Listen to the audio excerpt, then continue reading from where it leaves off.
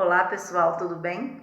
Essa semana nós vamos falar de um assunto muito interessante que é as relações entre o tempo dentro do texto literário.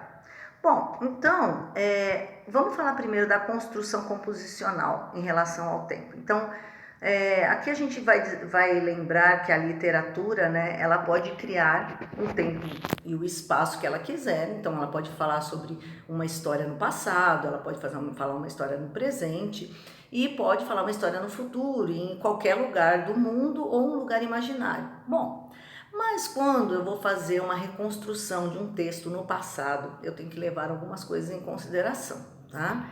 Então, aqui a gente vai ver que ela tem que ser uma construção verossímil, porque não tem como você fazer uma coisa no passado, falando de um passado, 1950, 1940, e não adaptar aquele tempo, né, não é verdade? Então, o que significa verossímil? Veracidade quer dizer verdade, e verossimilhança ele significa que é bem parecido com a verdade. Então, eu posso criar uma história, por exemplo, da minha vida, e mesmo inventar fatos que não aconteceram, mas ela é muito parecida com a vida que qualquer pessoa leva. Então, vou dar um exemplo, por exemplo, no Titanic, né? Foi um fato que realmente aconteceu, e depois eles criaram uma história em cima disso, que é claro, a gente sabe que a Rose e o Jack lá do filme, eles não existem, né? Eles não existiram, mas eles criaram uma história. É tão real, ela tem uma verossimilhança tão próxima, né, com a realidade, que você até fala, será que não foi verdade? Então, é por isso que existe a verossimilhança. Então, veracidade é verdade, verossimilhança é muito próximo da verdade. A gente diria que é verdade, mesmo sendo fatos que não são reais, tá bom?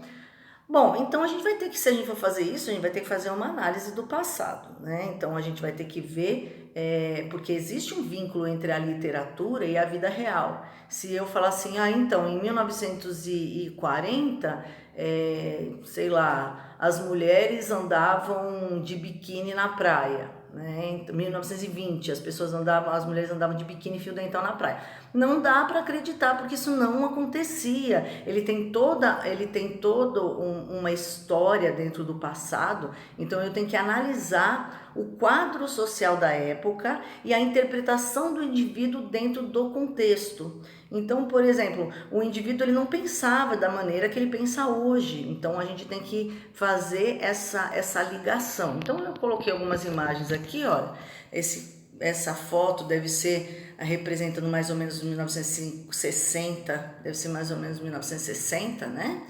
E aqui a gente já vê uma foto que deve lembrar os anos 70, que a gente pode ver pelo tipo da roupa, né? E elas fazendo protesto. Olha a diferença da ideia que tinha na época, né? De uma década antes aí, a gente teve uma mudança. Então, se eu for escrever um romance pautado na década de 60, eu não posso enxergar a mulher ou eu não posso enxergar um indivíduo do mesmo jeito que a gente enxerga hoje ou que a gente enxergava em 1970, tá bom? Bom, e o estilo do gênero? A gente chama estilo de época, a gente já aprendeu isso, escolas literárias. O que são as escolas literárias? São também, a gente pode falar que é até um sinônimo aí, né? Estilos de época. Então, o autor, ele tinha um estilo diferente em cada época. Então, por exemplo, se você vê lá no Barroco, ele trata mais da parte religiosa, né? Aí se você já chega na época do romantismo, que a gente ainda não pegou essa parte, né? Ele vai tratar de outros tipos de questão, ele vai falar de existencialismo, depois a gente passa para o realismo. Então, são valores diferentes em cada época, são estilos diferentes em cada época. A poesia muda de acordo com cada época. Então, se você vê uma poesia simbolista, por exemplo, ela vai ser cheia de figuras de linguagem. No passado não se usava figura de linguagem, né? Então, o que é o estilo do gênero? As escolas literárias, né? Então, se o tempo do texto imita um momento no passado, o estilo de época também tem que ser imitado, né? Então, se eu quiser escrever, né, você pode usar as escolas literárias.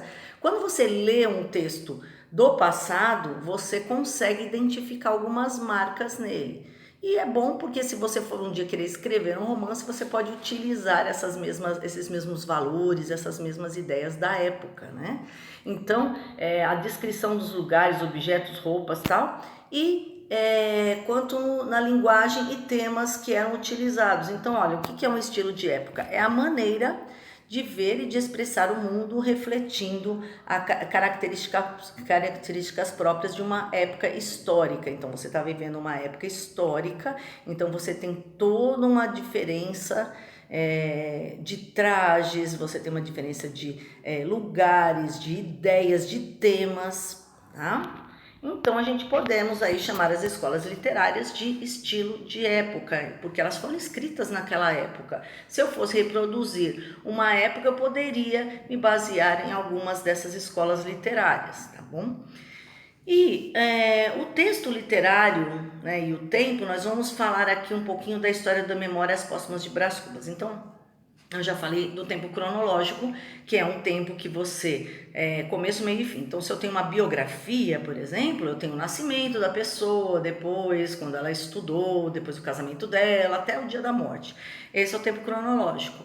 Isso pode acontecer também em outro tipo de romance ou conto.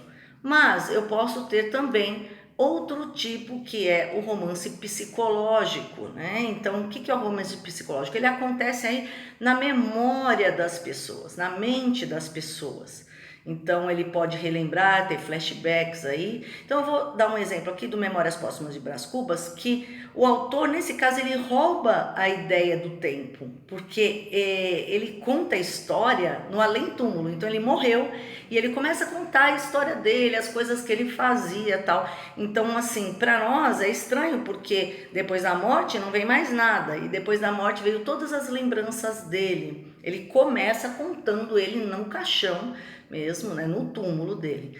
E ele não está dentro de compromissos do mundo, então ele vai contando a história de uma maneira, né, como se ele estivesse lá no limbo, lá remoendo o seu passado que ele teve na Terra, tudo que ele não fez, o que ele deixou de fazer na vida dele, né?